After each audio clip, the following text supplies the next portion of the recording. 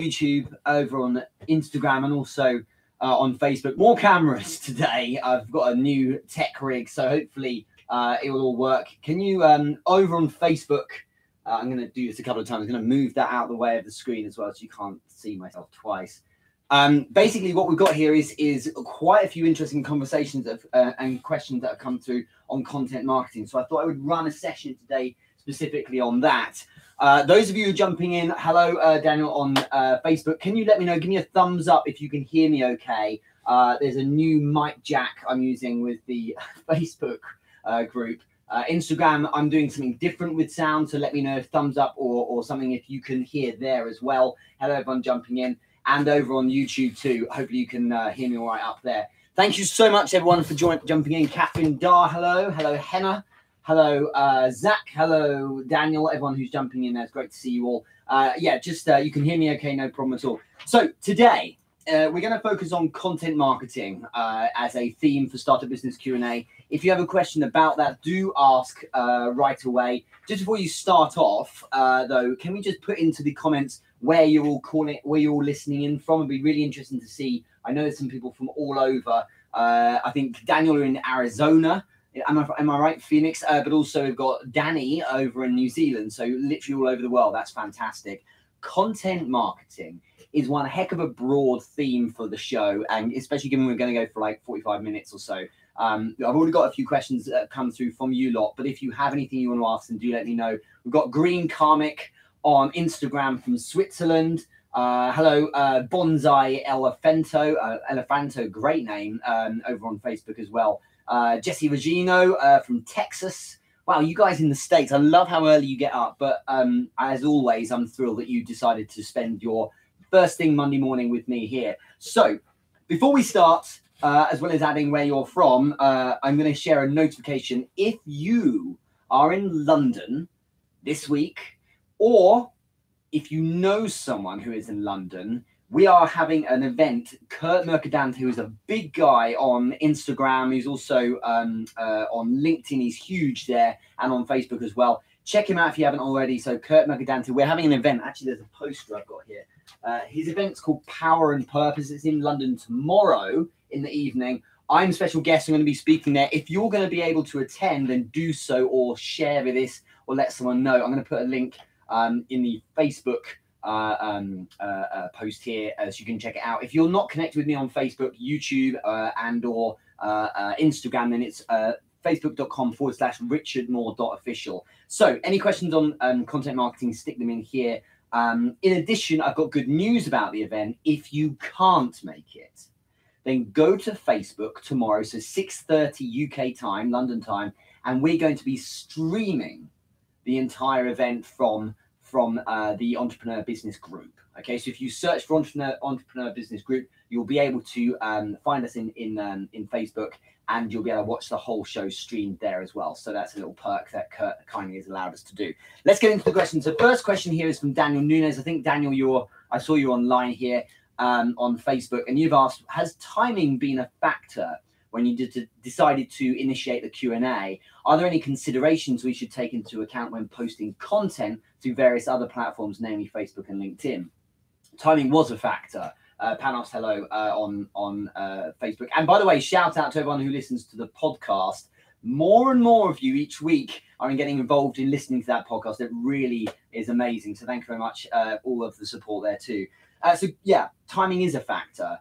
I did the research, and whilst it's great being live for the UK, and that you see where I asked where you're all coming from, with the exception of Danny Battistel, overwhelmingly people are in the States. Actually, 70% of my personal audience is in the States. As a result, I have it at 1 p.m. That means the super early birds over on West Coast can pick it up, but it's 8 a.m. East Coast in the States, so it can be picked up there as well. If I held it first thing on a Monday morning in the UK time, we'd be in a problem, because everyone will be tucked up in bed who mostly consumes my content. So yes, there is absolutely consideration there, Daniel, for the timing. In addition to that, as well as kind of why I started it, so timing from when I launched it, this is now 2 years and 2 weeks that we've been running this. This is episode 106. And I launched it simply because well, of two things. Firstly, it was positioning. I was really, it was important to me to make sure I'm positioning myself as sharing with people like you guys exactly what it is I do. And so you can see I've had skin in the game. I have an experience to share. If anyone feels that I am any good at what I do through consuming this content, then of course it knocks on to helping me. And that's of course one of the main thrusts behind content marketing in the first place. The other thing as well is that I knew running this would be worthwhile because it would help hone my philosophies. And what I mean by that is everyone has a view of different things. This is why I urge you guys to share and create your own content and ideas as well.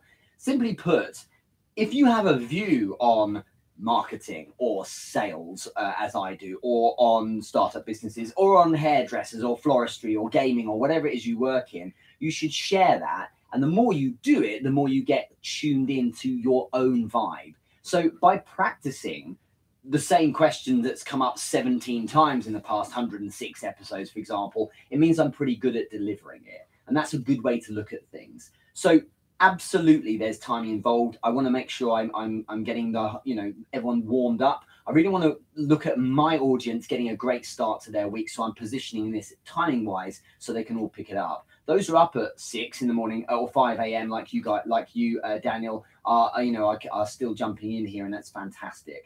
And the night owls, the likes of Danny Batsil, midnight in New Zealand, tuning in here is absolutely fantastic. So thank you everyone for putting out to watch this week in, week out. It matters a lot to me. You also asked here, are there any other considerations we should take into account when posting through various other platforms, namely Facebook and LinkedIn? Yes, there is. Each platform, you need to think about what your audience is doing, so their perspective, what they actually tuning into that platform for. In the main, for instance, on LinkedIn, people are going in with much more of a business mindset, or they're in a business state of mind. They might be having downtime at lunch, but they tend to be in a more businessy place or receptivity level when they're on LinkedIn. On Facebook, people are going to check out wins. Like they want to see people being happy and sharing pictures of their new dog and things like that. So on Facebook, being overly commercial is not so cool an idea. Be much more social on Facebook. Instagram, again, has got its own vibe to it. And I just think if you can understand that, not just in general, but for your audience, you can map back from how they're probably feeling when on that platform. If I produce, therefore, more commercially minded business tips for the likes of LinkedIn, it's interesting to see how they translate over to Facebook. Because a lot of my audience has migrated over, I do find that I actually do quite well on Facebook with similar content. But I share a lot more wins on Facebook, such as, hey, doing this. So like tomorrow, for example, I'm doing a marketing campaign, starting marketing campaign for a month, which is going to involve me driving this new Mercedes SUV. So when I receive that, I will be posting about that there, and it'll be good fun to share, and people are kind of into that kind of thing. It doesn't have to have any thread to it other than, hey, cool, look at this cool car, So that's an important thing to look at. Let's have a look at some of the questions here. But by the way, I hope that helps you, Daniel. Question here is CB Illegal, cool name, on Instagram has asked, I have many ideas about business and I want to make it big, but I don't know who to meet or talk to someone about it. What can I do to make a start?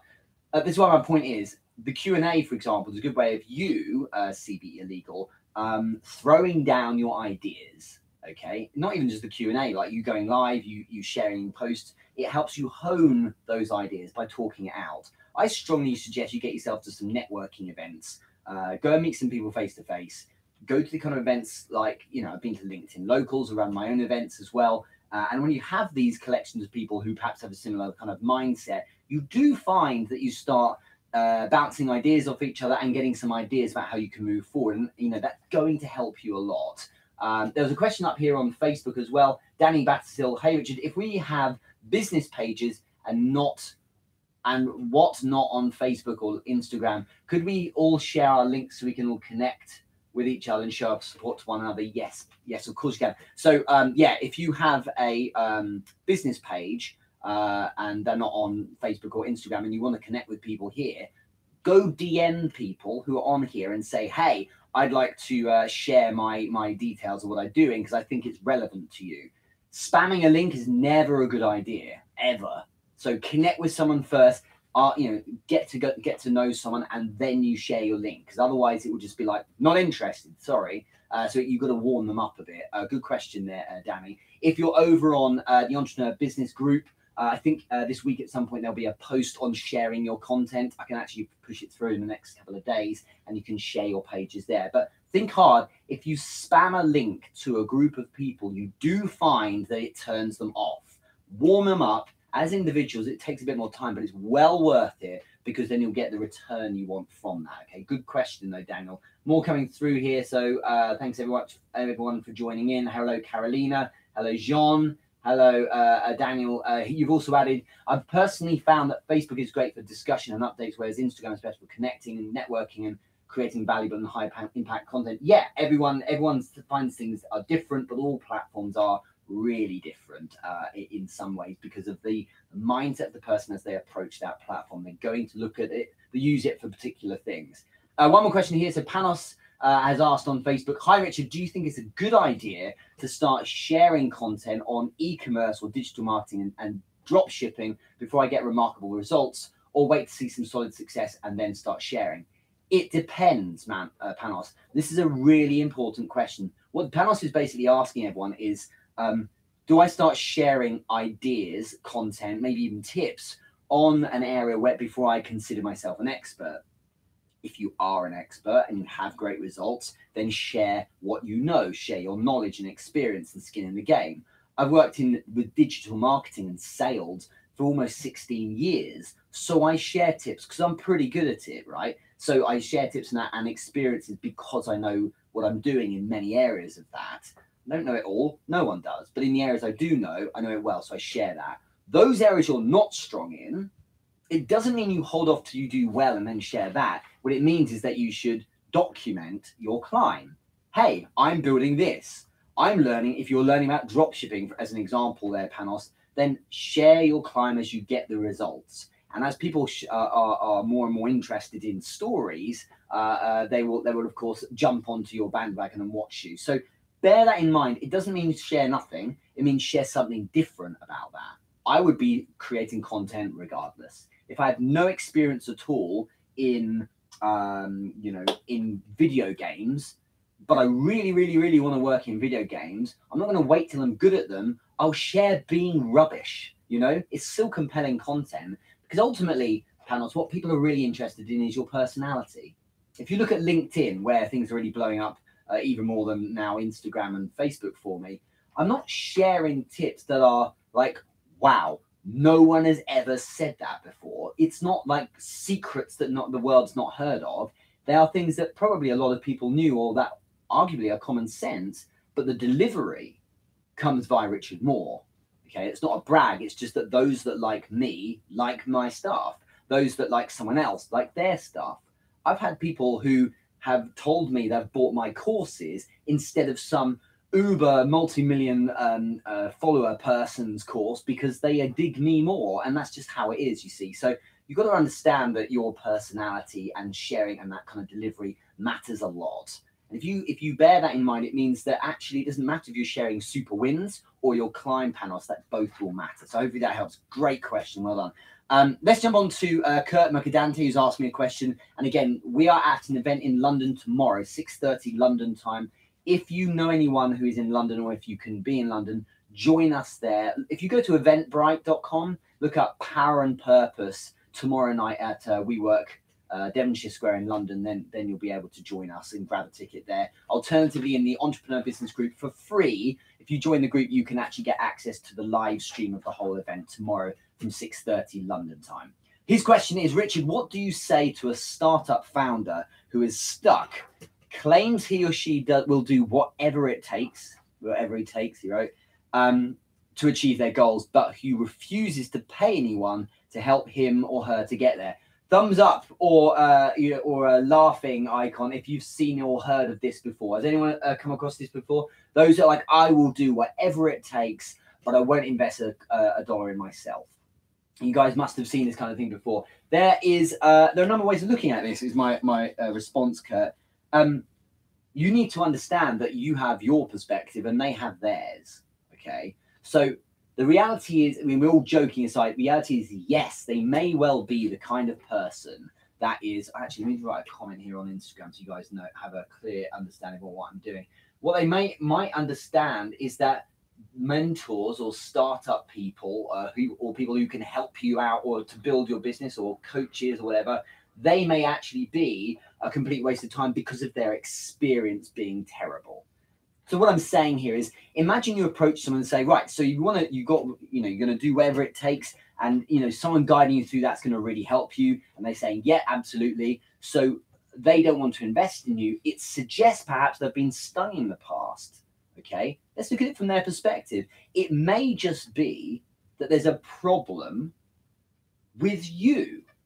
Now, everyone in the world, regardless of the fact that many run a mile when they're asked to pay $1, okay, everyone in the world will buy something eventually. They will buy something eventually, and they buy something because of necessity or because of emotional buy-in. Those that buy the flashy new TV or supercar, they do it because of this emotional, I've got to have that thing.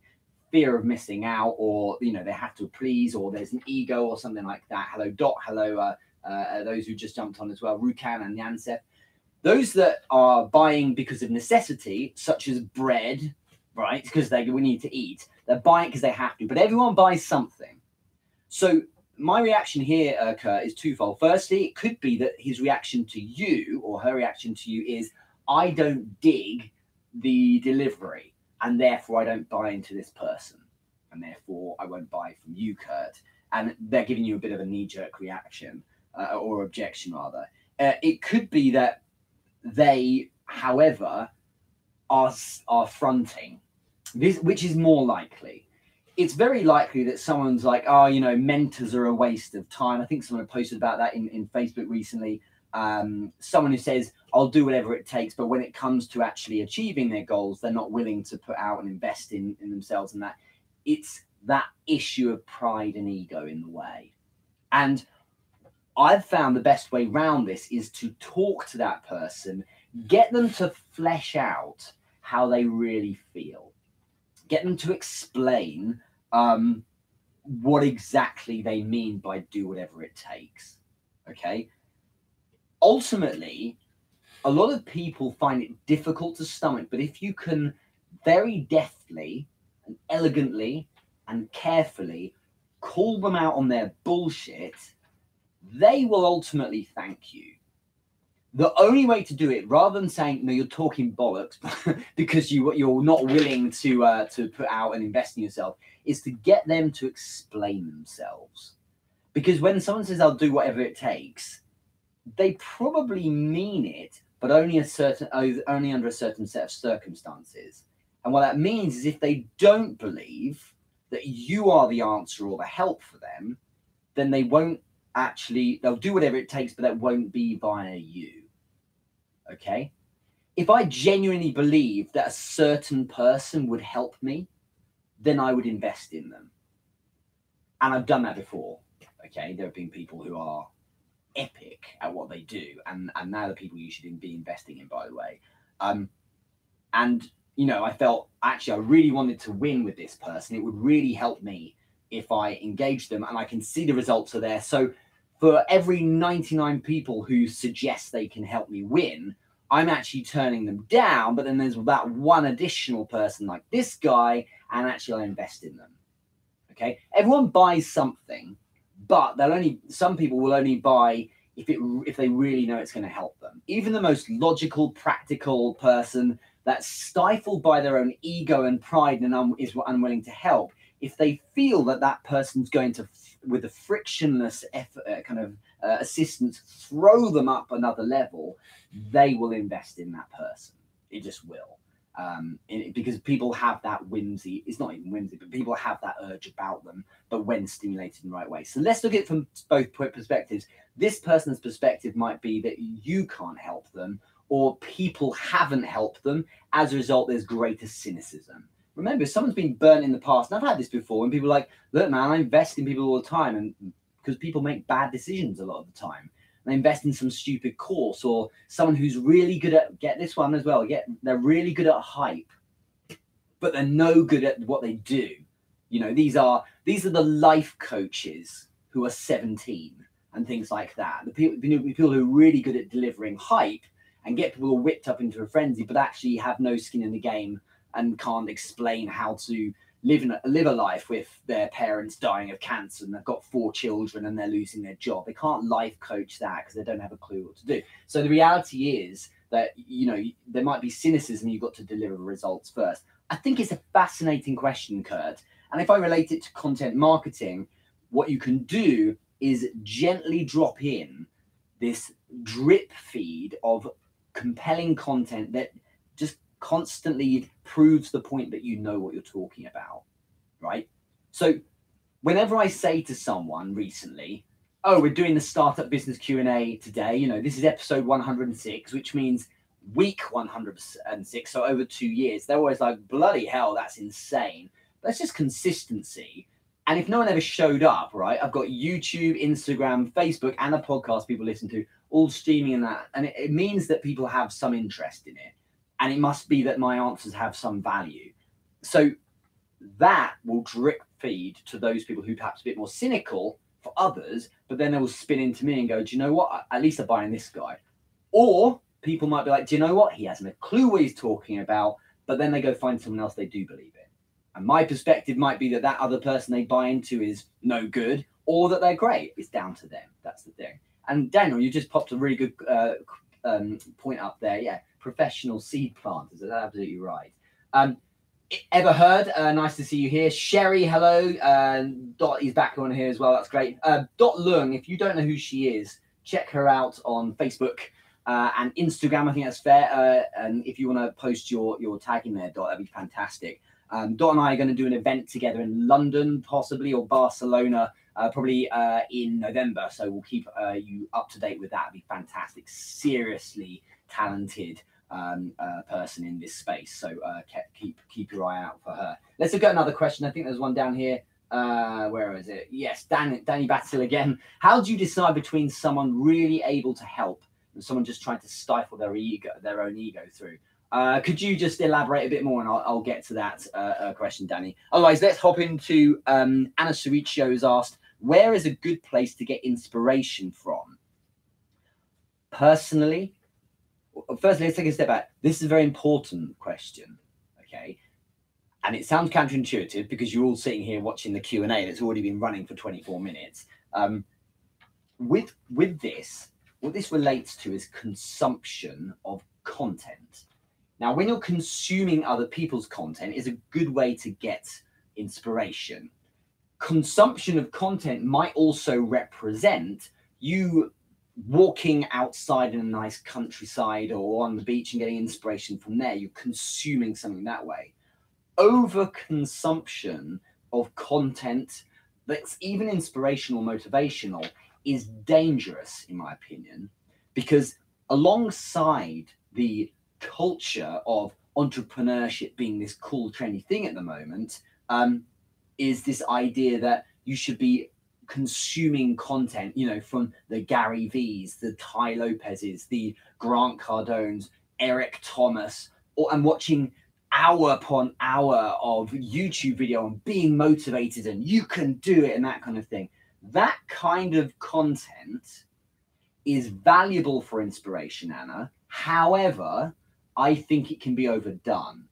It's like reading, also fashionable for the entrepreneur. Oh, I read, you know, the top CEOs, they read a book a week. Most people read one book a year. Sure. But it doesn't mean go extreme and read all the time. Okay. Reading should feature. Okay. I read every day, but it's like a tiny little blip in the day when I read a bit.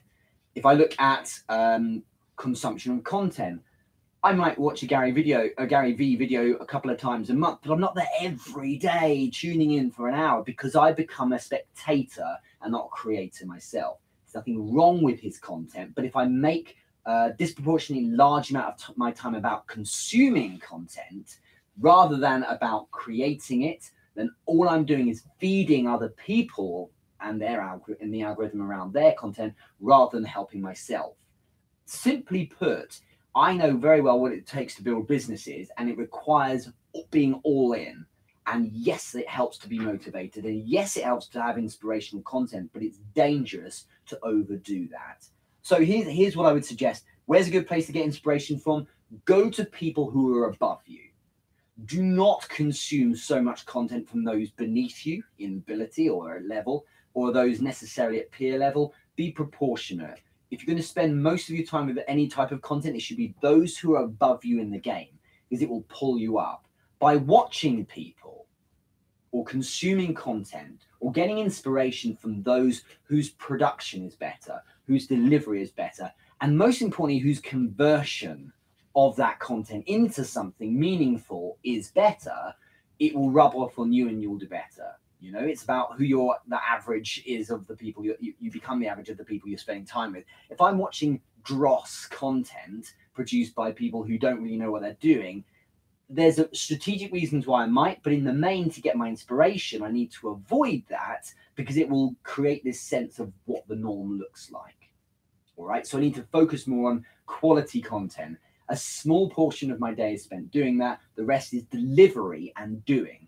I'm not spending my day creating Instagram selfies saying, look how hard I work, and, you know, oh, my life is so wonderful. It's actually doing, because that's why some businesses, some people will be doing very well, and others will just be posturing. So make sure you're consuming a little, because that can help and inspire you, but not overdoing it. And you've opened a bit of a can of worms. I don't want to rant here, but this is important, Anna. So a good place to get inspiration from is those above you.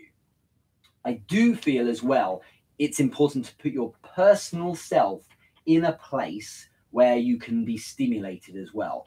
And it may well be that that's a walk. There's some beautiful countryside near where I live, so often a walk, or I've started doing a lot of bike riding in the evenings. It's great to get some headspace. In the shower, it's relaxing. I think I get a lot of ideas in the shower as well. Having time with yourself can be just as effective as consuming other people's content as well, okay? But I feel that in doing and being a practitioner, ideas pop out. I probably get the majority of my ideas through being on the pitch. I get content ideas because, for instance, on Wednesday, I'm going to a £121 million business with a massive sales team, and I see them regularly, and I'm training them on these different types of digital marketing products, and the stuff they come out with, the questions they ask, and the journey we're on, client and I, produces great ideas for content because it's on the ground and in the trenches. That's what makes your content applicable as well. So by being on the pitch and being a practitioner, you do very well there. Okay, it's very, very important. Anna's also asked another question: what types of content work well for engagement? Always down to how you deliver. Some people are great on video, right? Some people aren't. I know I've mentioned her before. Some people, I know someone who is an epic content copywriter. She writes great text, but you never see an image of her. You'll never see a video of her. She's just not her thing. All right. However, she is amazing at getting conversions and responses from text. So good for her. But being more useful here, I think the thing is that your content, the types of content you produce over and above everything, for conversion especially, as well as engagement, Anna, they should be frictionless. And that's for consumption as well as for conversion. Explain what I mean by that. Frictionless content means it's easy to read. A big block of text like this, not interested. My eyeballs and my subconscious are going to go, I can't be bothered. I have to be really, really, really into this person and in the mood to want to consume it. Break it up. You know, each sentence becomes a different paragraph. Chuck an emoji in, whatever you need. Stimulate the eyes, make it readable. That's frictionless content for reading. Be really clear about a video. So many people I see have one point they can make in a minute and a half, and they take 8 to do it. And then there's microblogging. Then there's just like, what is this 8-minute ramble on about? You know, and it's too much. So make it frictionless to consume, but also frictionless to convert in terms of for engagement, Anna. So that means, where's the call to action? Okay, where's the question? Where's the ask for opinion? Is it at the end of the video? Is it on the text? Have you tagged someone in a comment and say, you know, what do you think about this? Bring people into the conversation. If people want to convert or are going to convert through to your website, are they, you know, picking up on how to do that? When they land on your website, is it a simple process? Oh, I can see the products here. Oh, there's more about Richard. You see, we'll have to navigate an absolute mission of a maze to get to the information you want them to. So think about that as well. You know, the engagement itself should be, well, it can be a number of different things, but look at practical tips, look at conversation starters, look at things like, well, emotional content. So it doesn't necessarily mean sob stories, but things that are making people feel, wow, this person's doing great. Because an emotional reaction is one that's going to engage people and make them want to do something with your content. Okay, so think on that too. Just want to shout out to everyone who's jumping on and spending some time here as well. So thank you very much, everyone on Instagram. Jade Colgan, hello. On Facebook, Daniel and Danny, Karen, Cornell, so many of you, and everyone jumping on Facebook as well. We're talking about content marketing today. Tomorrow at 6:30 p.m. London time, the Power and Purpose event in London with Kurt Mercadanti and I will be going live from the Entrepreneur Facebook group. Entrepreneur Business Group it's called on Facebook. So jump in there. It's completely free if you're a member and you can watch us. A couple more questions before we finish up. Oh, actually, Anna had asked the third one. Should you write content with the expectation that it should help conversion? Well, it depends, as always. Some people create content just to express themselves, which is completely fine. If you're creating content consciously, so with intention to just express yourself, then good for you. Okay, so it doesn't have to convert. If you're creating content that you want to convert, but you're not focusing on tips and hacks and things that will help you convert, this is the space I believe actually the majority of people are in that content create. What you end up with is creating content, not just to express yourself because you are intentionally trying to get something from it, but you're actually not doing anything with it. And this is why so many people who do content marketing are broke, because they produce content all day long, most of their time spent on production, and there's no leverage. Well, there is leverage because they have attention from an audience, but they're not using it. So important to make sure that if you're producing content, then if you're consciously trying to convert, then yes, you should try to create conversion. You should be mapping back for what does conversion look like? How can I create content that's going to enable that? Otherwise, sure, go do content for expression only. But for most that are doing content production for commercial purposes ultimately, and sure, we want to engage with the community and have friends and have fun and express ourselves, of course. And if I won the Powerball lottery and became, you know, if I made $100 million and never had to work for another day in my life, I would still probably be sitting here right now. Simply because I might be doing it from a private jet, although the Wi-Fi would be patchy, right? But I would be doing this now because this is something I want to do. Okay, so I'm not producing content just to try and generate business. I'm doing it because I love it and I enjoy it. However, it is essential to make sure that if you're producing content that's meant to be intentional, to focus on conversions and engagement, that you're doing something about that. Otherwise, you will find that in 2 years' time, you might have a trickle more people enjoying your content, but you never really get anything from it. So the conversion is yes. You should never have the expectation that it's going to create conversion, but you should be working to create conversion from it. So great questions there, Anna. Thank you. Two more. Let's finish up unless there's any more questions online. And Sherry, thanks for the great message. Yes, looking forward to our exchange. It's going to be great to see you if you're there. So Danny Battishill has also asked a question. Thank you. You've asked, Richard, what are the merits of designing and promoting your own content designs or marketing as opposed to using or sharing someone else's? Danny, this is such an important question. This is so important because people do this all the time. I feel doing your own keeps attention to your own brand, but it's nice to share others' work that resonates with your message too. So what do we do? Fair amounts of both. Here's how I understand it, and I'm pretty sure I'm right with this. If I purely share my own personal content about me, then yeah, that helps with my personal brand. If I purely focus on content, sharing content of others, right, I am a device or vehicle for promoting that other person.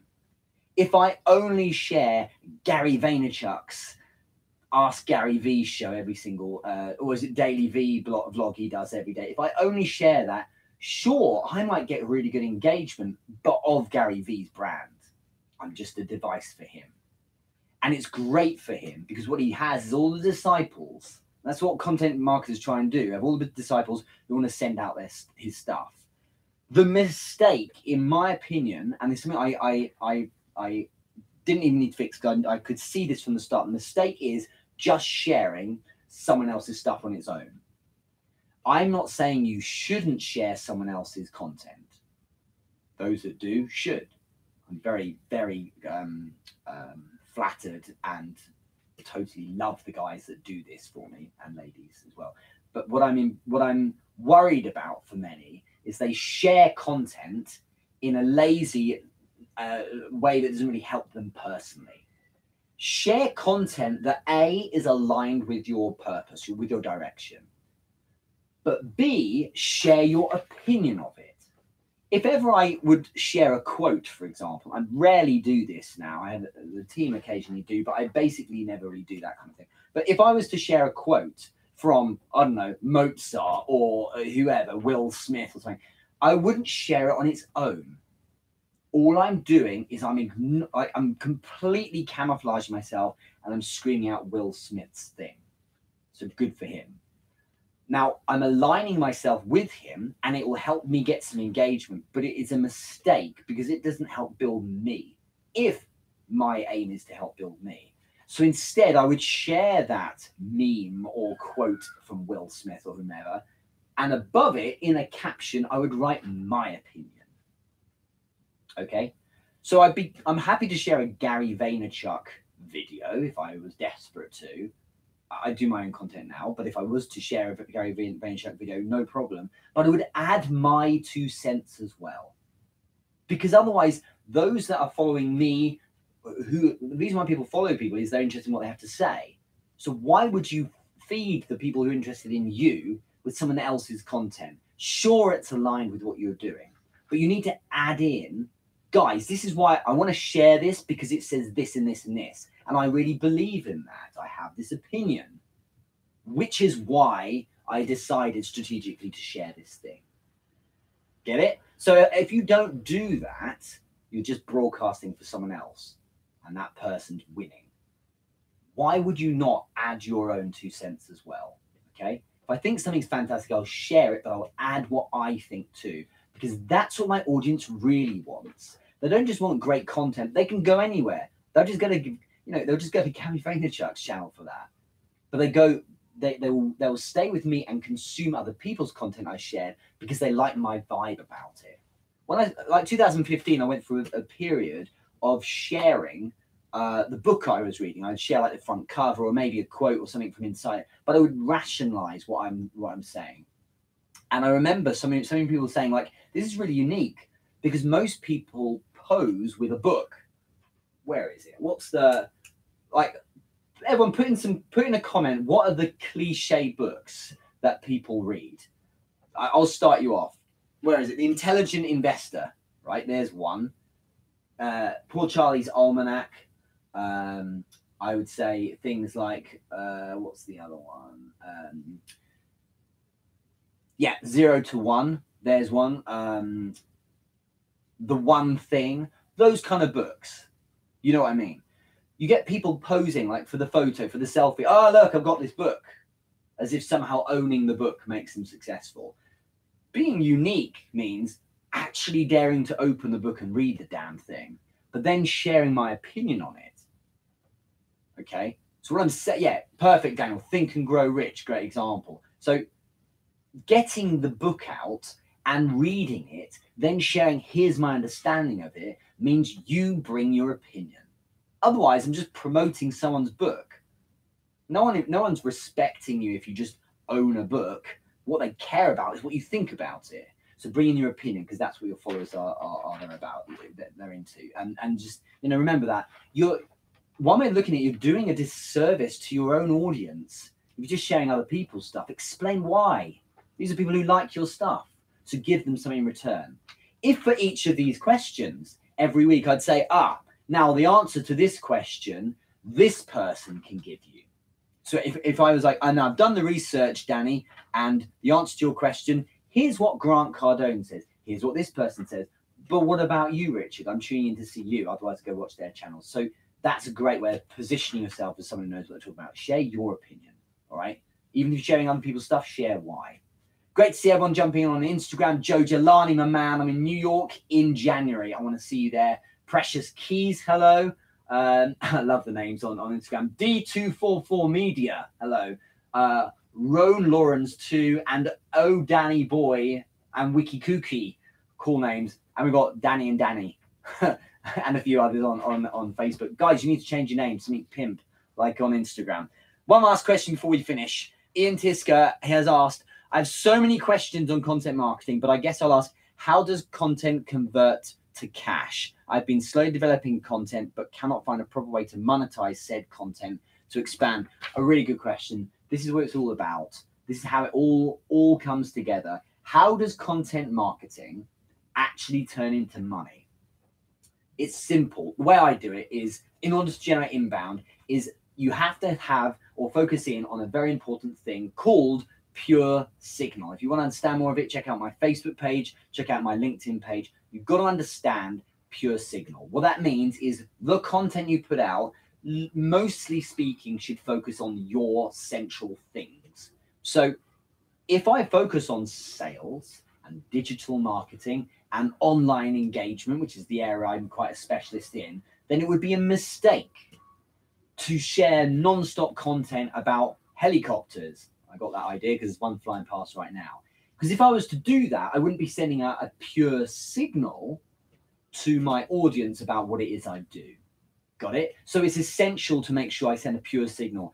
Each time I post, so a few times a day on Facebook, in the group, in the club, on LinkedIn, on Instagram, on Twitter, on YouTube, if I do, all of those things I share mostly sit very aligned with the work I do. There might be a kind of fun version of it, but it means that the content I produce, Ian, is telling the audience and the people who engage with it, this is what Richard Moore does. Then when that person comes back into contact with us, with me, it simply means they say, I can see that this person is reinforcing that that's what they work on. So maybe it's sales. I keep talking about sales and sales and sales and tips and tips and tips.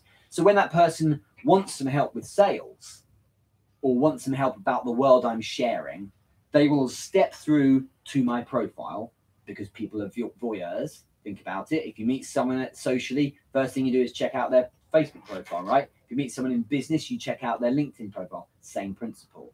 What you do is you create a situation, like I mentioned earlier, where it's frictionless to convert. So you share great content about what you do, giving a really pure signal on that. And then when enough people are looking at it who think you're great and keep showing up for you and who need it, they will then go through and buy stuff from you. It's as simple as that. So on LinkedIn, because I've got good game on LinkedIn, I posted last night, I think it was. So it's now what? It's 1:45 in the afternoon. Posted last night. At last check, there was a post there that's got over 50 comments, like 65 likes or so.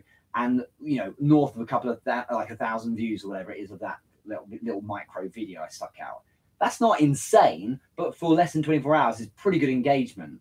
Now, that feeds into thousands of people every month who go onto my profile, which feeds into a few hundred people who actually spend some time looking beyond the image and what I say I do and actually read my bio, and which feeds into tens of people probably who then go onto my website, which in turn feeds into a few people who are like, oh my God, I really need the basics of LinkedIn course right now because the guy was really good at that and I keep seeing him every day. I love what he does.